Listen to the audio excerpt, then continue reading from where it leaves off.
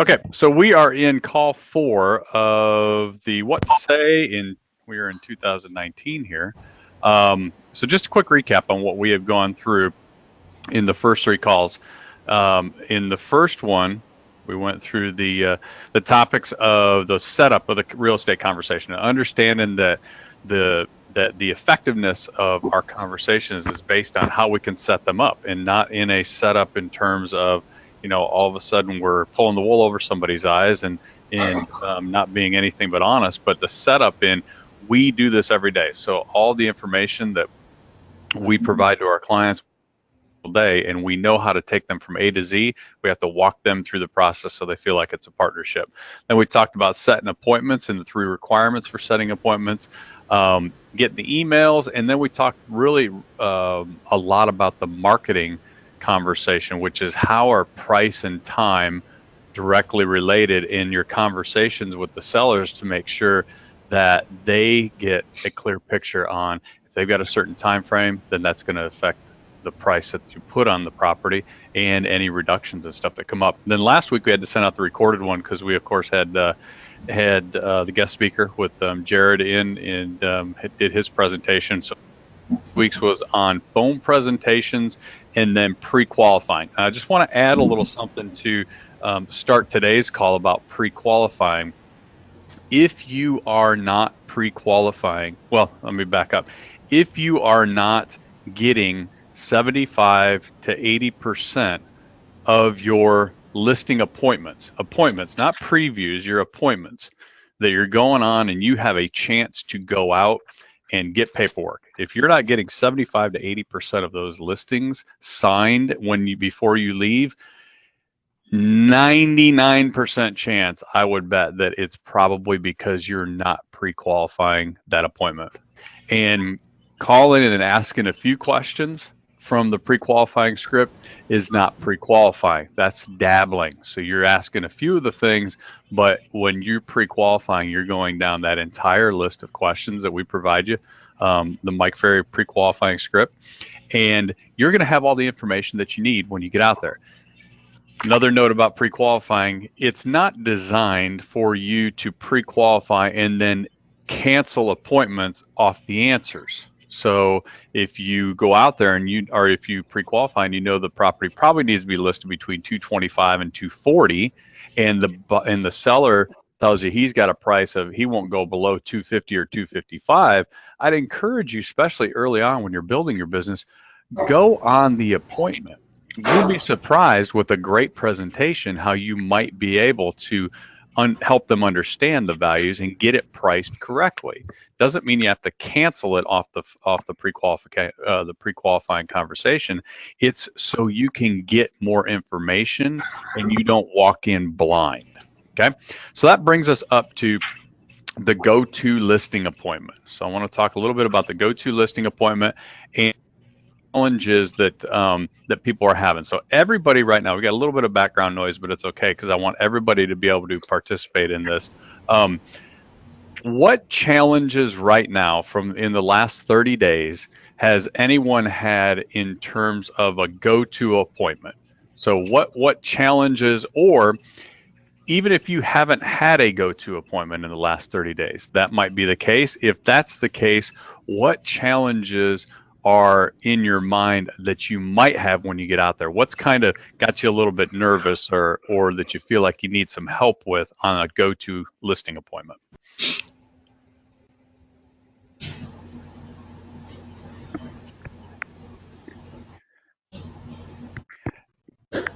Okay, and I'll just remind everybody, I have plenty of stuff going on right now, so I don't necessarily need to be on the call. But if you guys want some help with it, let's come up with some challenges. Otherwise, I'm happy to move on to whatever I've got going on today. What challenges on the listing appointment do you guys deal with, or do you anticipate dealing with? I have one worth mentioning. Okay. One of the things, and this is Amanda. Hey, One man. of the things I worry about when I go on a listing appointment is going to be the objection of, well, what does your company do? That sets you apart from other companies, and being able to really give them some fine-tuned points about how Century 21 is different without basically dropping a whole bunch of facts on them that aren't going to be useful. So just really knowing like what the most effective objection handlers are going to be for why they should choose Century 21, especially here in Charleston, as opposed to like going with somebody like Carolina One Real Estate. Okay, got it. Good question. Thanks for bringing that up, because your question right now is one about what's the company going to do, or what are you as the agent going to provide? But everyone else has got a similar question that I would probably give a similar answer to. So that's gonna help set up this conversation. So I appreciate that. The Sweet. first thing to understand, and I'm going to try to, if you're somewhere where in the background it's a little loud, go ahead, and if you'll mute your phone, that way I don't have to try to figure out who it is. So if you've got some talking or some stuff going on in the background, radio or something like that, if you'll just put your phone on mute for me, so that then we don't have to have the distraction behind us, and then we'll still have everybody else be able to participate. So the Amanda, the key on this is, when you go into a listing appointment, if you follow the script, the Mike Ferry script of the listing appointment, and you started with the pre-qualification, a really, really strong listing appointment done that way is typically not going to get that question, because if you've read through and you've studied that listing appointment script, some of the questions that you ask in the beginning and some of the statements that you make, like, do you absolutely have to sell the home? Yes, I do. Do you want to hire me? At the end of this presentation, one of three things are going to happen. That sets up the conversation for you guys to go through all of the stuff that you're going to go through. And by the end of it, typically, if you do that, by the end of it, a lot of times people are like, this is so different than other people that have come in and talked to me about their open houses and talked to me about all these things. They understand, like, this is someone that I want to work with. And a lot of times you won't get that objection. So that's the first thing I would say is, if you go in with a very clear presentation, a lot of times you won't get that. But there are going to be times where that question comes up. So whether it is after the presentation, or you go in and maybe you fall off your presentation a little bit, let's just assume that question comes up. You have been here, you've been with us since November, so 90 days. What things can you think of right now that we do for our clients that the seller would want to know about, Amanda? I mean, obviously, the main things we do are going to come down to the marketing and the exposure, but that's something that every real estate company is going to do. Everybody's going to put your listing on the MLS. Everybody is going to market it on Zillow, Trulia, Realtor.com, things of that nature.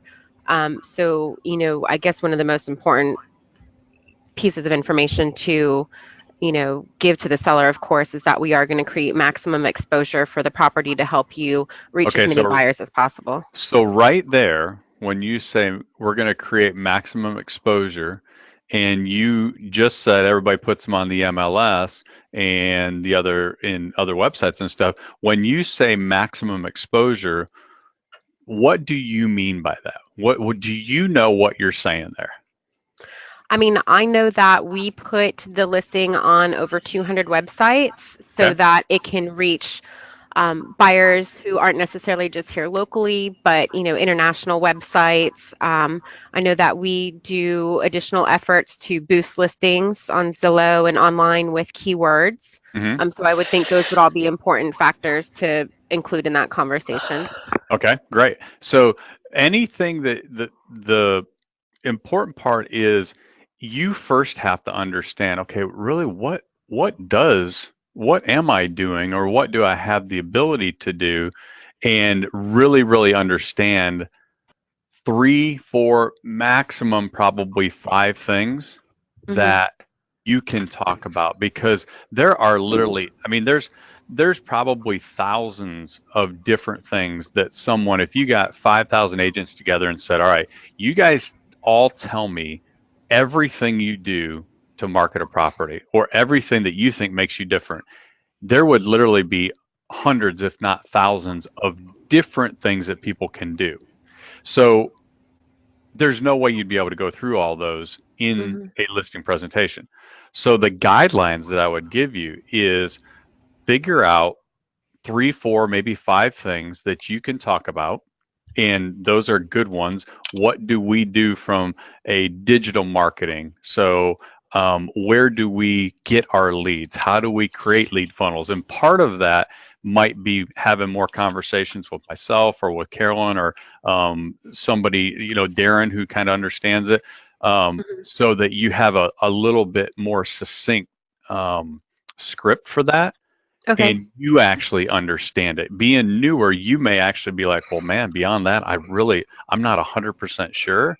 And so we need to talk about that. In fact, I've got a video. I don't think you were around. I did a video specifically for Charleston agents that you need Okay. to watch. And it's answers to those questions, because in my mind, we're only competing with probably 3 companies down there, and they're not Mm-hmm. actual individual companies, they're types of companies. So you've got the monstrosities, you got the big elephant, the 1,200 agent Carolina one.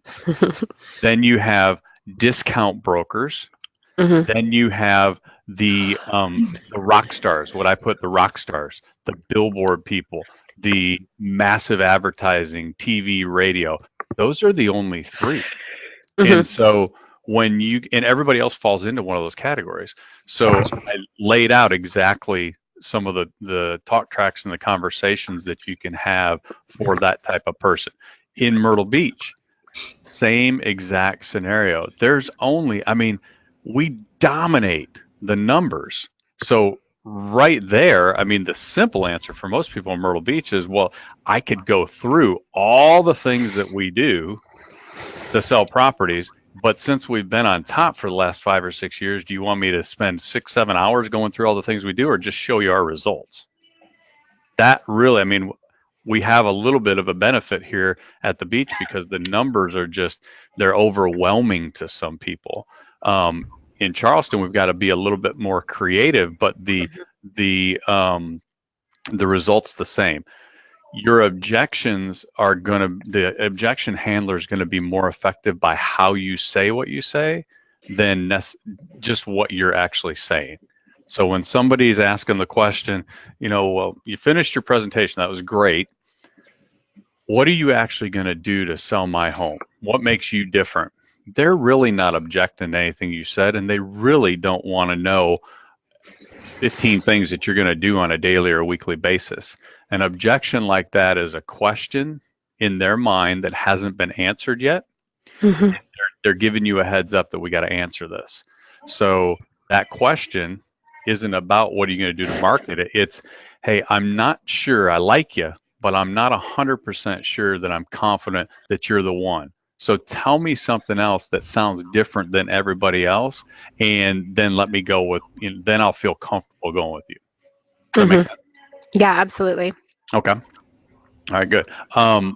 What any other questions or challenges and stuff with the listing, the go-to listing appointment before I jump to the second part here? That was good. I guess for me, this is Kristen. What about when you come to a standstill on the price? The seller says, "I don't need to sell," and they're not a huge amount off on price, but you know that really they need to be down lower. Okay. Are you talking before you list it? At the listing appointment. Okay. So have you is is that behind you, Kristen? No, it's quiet where I'm at. Okay. Okay. Let me look here. Yeah, I found it. Sweet. All right. So pricing when you get in there. Let me ask you this. When you are in that appointment, you can think back to a specific one. Yep. Was that standstill on price, was that a surprise that you're like, okay, we need to be at 220 and they're telling you, we really don't have to sell, we want to be at 240? Yeah, something like that, and where it's a second home and they're just emotionally attached, and they had it in their mind ahead of time on how much they want to net, Okay. and then the comps aren't really, they're priced above the comp. Say it's like 15,000 too high. Okay. So when you And went out there, did you know that they wanted to price it $15,000 higher than the comps were going to tell you? no, and actually, when I originally spoke to them, I had given them a lower price Mm-hmm. than, I had kind of given them a range, Mm-hmm. and so it turned out that they had it in their mind like 25, 30,000 more than the range. So I guess in a way I'm surprised they even invited me out when I gave them a range so much lower than what they had in their head. Okay. Um, So them telling you that it was higher than what the range was that you given them telling you that the price was higher was a kind of a surprise to you when you got there? yes. Okay. So what did I say was Yeah. the 99% of the reason people don't get listings signed? So I guess I needed to actually do better about pre-qualifying and get that Yes. figure out of their head, or Well, out no, of no, their no. mouth. No, yes, yes. Get them to tell you because Yeah. here's the problem with the surprise. Right. If you ask that question, Kristen, now when I see you tonight, um, I study home or when I see you tonight, what price do you feel like you're going to want to list the home at? Right. So if they say No, no, say, no, role play with me. oh, okay. What price do I you want would to list the home at tonight? I would like to get 300,000. Okay, 300,000. All right. And I study homes and prices every day. So I'm assuming when we get together, if everything makes sense and you feel comfortable that you're going to list it at a price that's going to cause it to sell, you don't want it to sit on the market for a long time, right? Well, well, yes, I want to sell it, but I want the price that I want for it because I really don't need to sell it. And if I can't get the price that I want, then I just won't sell it right now. Okay, I understand. So what's the number you just wouldn't go below? Um, Maybe 290,000. 290. All right. So you really want to shoot for 300, but 290, you're thinking, I might consider it. Yeah, yeah, I Okay, think so. great. I'd All right. consider it. So now look what happens when I go out there and I have to tell them that 275 is really the number. So 275 is 15,000 less than their Right, absolute bottom that they're telling you, and it's 25 less than the 300, which is what they really want. We go through all that, and they're like, "Well, Kristen, the price is just too low." Okay, I understand, but can you see how the market says the price is probably 275? Well, yeah. I mean, it just seems like the market's not right for us yet. Okay, so let me ask you a really important question. You said you were, and then you're getting back into a motivation conversation. So if it's like, true. well, we got to get 300 because if we get 300, we owe 200. We can take 85, 90 grand out of it and go do this. Right, But if we don't get that much, we can't do that. Yeah, that's somebody that's motivated by price. If it's somebody that says, well, gosh, I mean, we got to move and 300 is just not enough. Okay. Or 275 is not enough. Okay. So what we have right now is we got a $15,000 gap, Mr. and Mrs. Seller. That right, 15,000, is it better for you to wait on the market, not knowing what's going to happen and try to get the market to bring you 15 more or get to whatever your motivation is? But there's no backpedaling. Where right. we get in trouble is when we sit down with somebody, they throw 300 on us. We're like, what the? I told them between 260 and 280, like max. They had me come out. Now they're telling me they want 300. Well, Yes. now we're on our heels and we're Hmm. saying, well, maybe we can, yeah, we can try it. And now we take an overpriced listing, Right, give them the feeling that, well, she believes we can sell it. And now we lose credibility. We can still right, take the listing, but if right, we already went out there and share with them exactly what they want, now we can really get it tied down to, hey, we can try this, but you just acknowledge like it's probably not going to sell there. How long are we going to wait? And in 30 days, if no offers, no activity, make the adjustment. right. Okay. All the prequal, Yes. Okay. and Good. that goes back to that first call of this series was the setup. If you Yes. guys just trust me on this, just trust me. I know that everybody's going out right now and doing a listing presentation that is, if there's 9 people on the call, there's probably 9 different listing presentations, and that's okay. I'm not trying to change you. Y'all are going to have to figure it out for yourselves. But if you go out there and do something different every time, you're doing something that is probably not setting your conversations up correctly. If you look at from the setting the appointments to pre-qualifying to the listing presentation, you will see that if you follow that and get really good, it's like hard to have any surprises. It's hard to not know what's going on when you show up.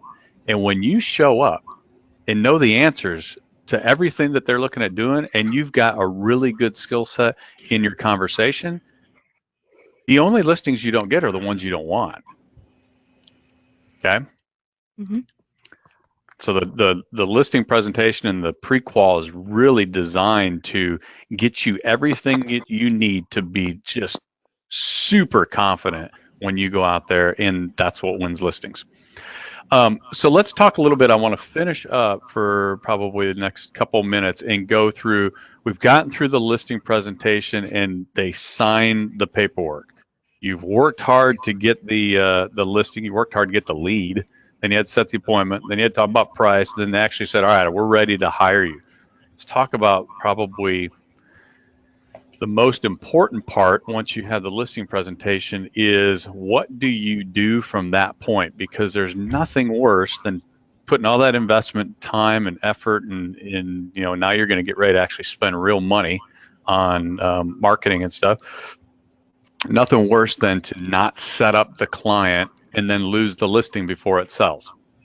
So I want to talk about managing expectations and after the post paperwork conversation.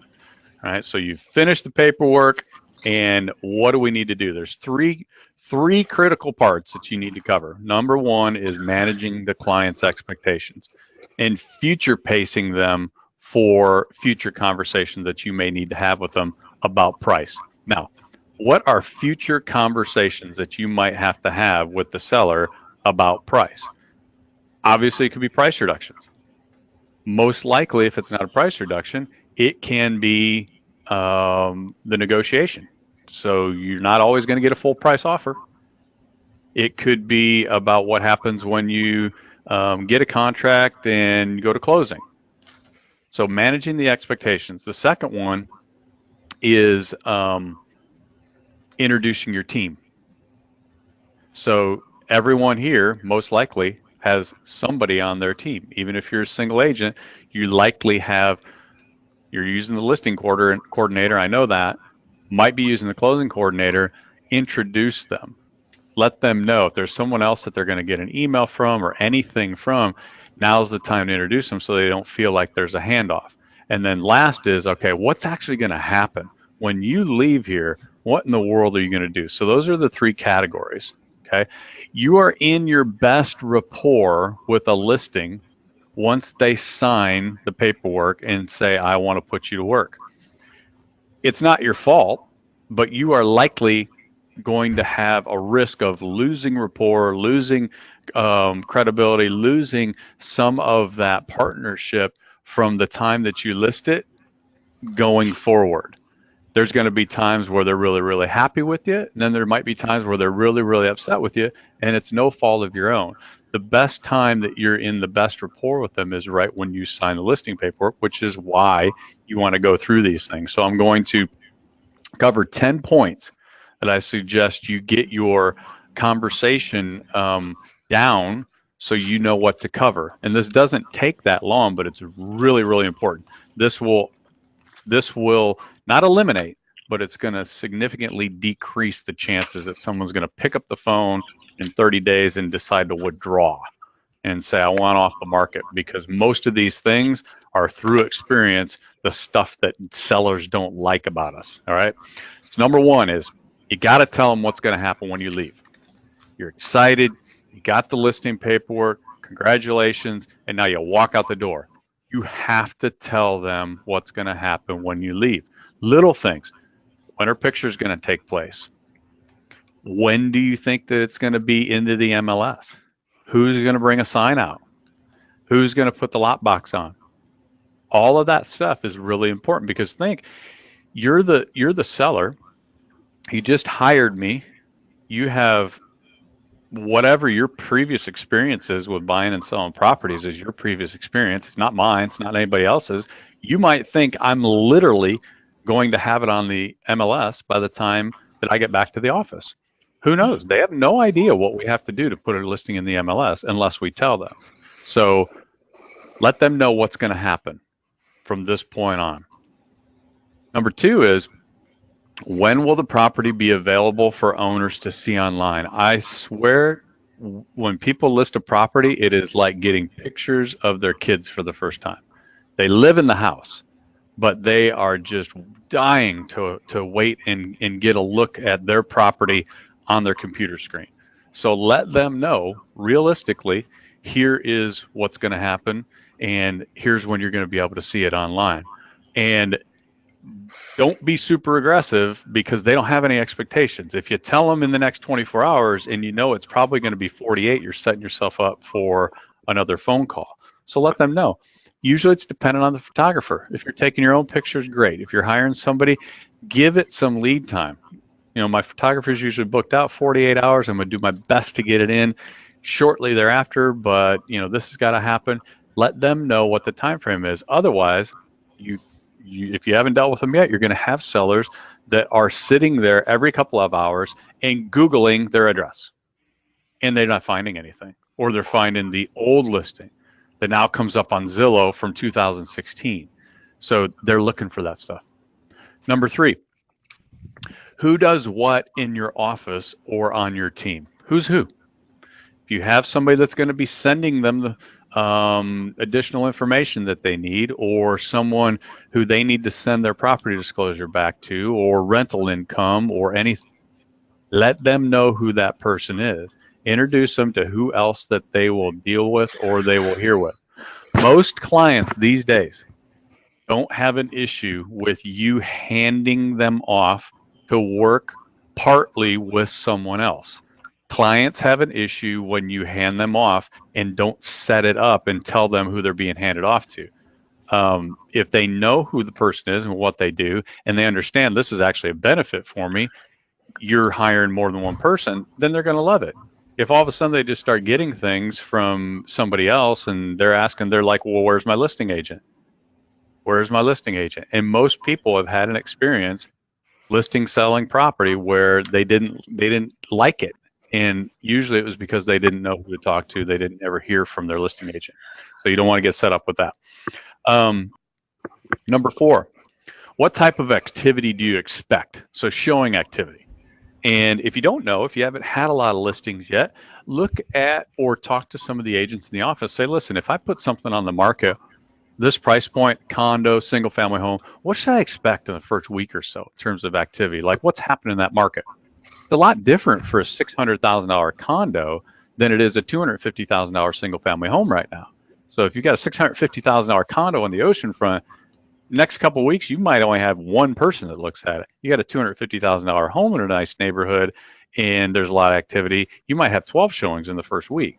So understand what you should expect and let them know, because again, they don't have any expectations until you tell them. They literally might think that they're going to get 3-4 showings a day, and you're like, oh, I'm not panicked if we go 3 or 4 days and don't get until we get the first one. That's okay. There's a major disconnect there in what you're expecting and what they're expecting. So make sure they're expecting what you are.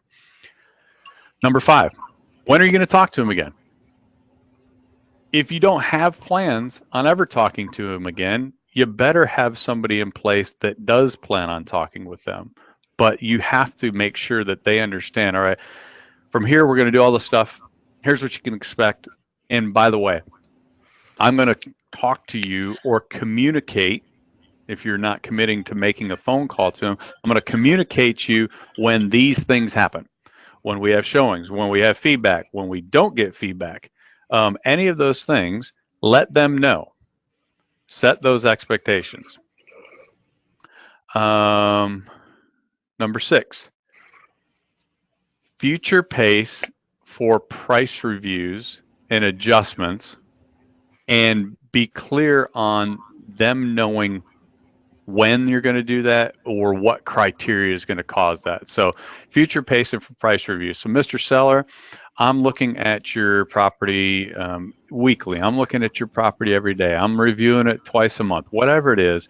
And when I see these things happening, either we're not getting any showings drop off, new properties come on the market, I'm going to be reviewing to see where we're positioned in the market. If I see any changes that need to be made, is it okay to reach out to you then? Of course it's okay to reach out to me then. Great. Now you've got something set up for, hey, I'm going to call you when I see different things happen in the market that you need to be made aware of, stuff that needs to be reviewed and changes may be needed. I'm going to give you a call. They're okay with it. You pick up the phone and call. Hey, remember when I was talking to you when we listed about some changes? I got to share a few things with you. Here's what's happened. Now that's a natural conversation. It's not like, well, it didn't sell in 3 weeks, so now the agent's calling me to reduce the price. You've set that up correctly. Number 7, how much feedback will they get and why it's probably going to be less than they want. So how much feedback they're going to get from showings and why it's going to be less than they want. Your sellers want feedback from every single showing. You're not ever going to get feedback from every single showing. If you get 50% of the agents to give you some sort of feedback on your showings, you're probably doing pretty well. And the feedback that they give you, that the ones do send back, is probably not going to be what the seller wants. Not saying like they think it's bad feedback, but sellers want buyers to tell them why they're not buying their home. They want to like know specifically, well, why didn't they buy it? That's not the buyer's job to tell them. It's not the buyer's agent's job to tell them. And the listing agent doesn't know. So they're not going to get the information that they want. You need to kind of let them know up front. You're going to make every attempt to get feedback, but there's a lot of reasons why sometimes you're just not going to get some. Otherwise, you will deal with that down the road. Sellers are going to want feedback. And here's the critical part about this part of the conversation. When you set these expectations up front, they're okay with what happens. Okay? They're okay with you being the professional and setting expectations up front. In absence of you setting the expectations, you just don't bring any of this stuff up, then when the listing gets started, they're going to start setting their own expectations. If you didn't, then they have their own. But you're never going to live up to their expectations because you don't know what they are. So it's automatically going to be not a great relationship if you don't set up like, this is what's going to happen. Here's what you can expect. Because if you don't do that, they have their own. And if you don't correct those early, then eventually they're going to be like, well, he's not doing what I expected. And you didn't even know. Okay, so set them early, otherwise you'll never meet them. Number 8, what happens when you've got an offer? What is going to happen when I've got an offer? Some people don't realize that you got to present every offer. Some people will tell you, I don't want any offer. Don't even call me. Okay, I'm going to have to call you. You know what? We're listed at $249,000. If I get an offer of $110,000, I'm going to call you. Now, we might not be able to get that together. The worst thing that's going to happen is you and I have a conversation that doesn't work out with the buyer. But just understand, I'm going to call you and present every offer. And oh, by the way, we're going to counter every one of them. We're going to counter every offer. Now, we might decide to counter at full price, but we're going to counter every offer. Okay, Mr. Seller? Sure, great. Now you've set that up. Now you're not in an argument on, well, at least counter something when you get the offer. Set that up. Number 9, what happens once the contract's accepted and ratified? This is back to setting the handoff up from the time you list the property. So you get the listing. Number 9, you go in and you say, all right, once we get an offer, part of that is reassuring them they made the right decision. They just said they're going to hire you. They signed the paperwork, and you're telling them, when we get an offer, here's what's going to happen. They're going, wow, we picked the right guy. He's already talking about what happens when I get an offer. When we get an offer, here's what's going to happen. We're going to get it worked out. We're going to get all the paperwork signed. Then, once I've got all the paperwork signed from you, I'm going to walk it to my closing department. My closing department handles the contract or the closing from contract all the way through when everybody signs off at the attorney's office. And then you can explain however you want to in your words of why the benefit there, what the benefit is of having a closing department, who it is, all the things that they're going to do. And oh, by the way, the closing department's not a replacement. It's an enhancement to me. It's a service for you that I pay for so that you can get the best service possible. Again, in absence of that, they get handed off. They're going to be like, oh my gosh, they don't do anything. Handed me off to this person. Then I went to the closing. I don't even know where my agent is. No, set it up as it's a service. It's an enhancement to you. It's not a replacement of you. Then the last thing that I'd suggest is once you've done all that stuff, you got the paperwork, you're on your way out, ask for some referrals. Again, this is going to be the best time. This is the most rapport you're going to probably be in the transaction, unless you get those 20% that go really, really smooth. So ask for the referral. Hey, by the way, I'm going to be making a lot of calls for your property and finding out if anybody else in the neighborhood knows somebody that might be looking as a buyer. And I know you're going to be talking to people about real estate right and left because your home's on the market now. Would you do me a favor and, if you come across somebody, would you be comfortable going ahead and giving them my name? Even if they're not ready to sell, if they just start talking about real estate, would you let me reach out to them? No one's going to tell you no. They just hired you to sell their property. There's no one that's going to tell you no. I'm not going to talk to anybody else about you. It would be silly. They'd look silly because they'd be like, well, why am I hiring you? They're going to say yes. Then you've at least planted the seed that maybe in the next conversation that they have with somebody, your name will come up. So, all right. Any questions on any of that stuff? I think everybody is off mute. So any questions, clarification, anything we covered today or in any of the previous calls? No. All right. Well, I will finish up here and hope you guys have a good week, and we'll catch you on one of the next boot camps. Thanks, Brendan. Thanks, guys. Thanks. See you later. Thank you. Bye. Bye.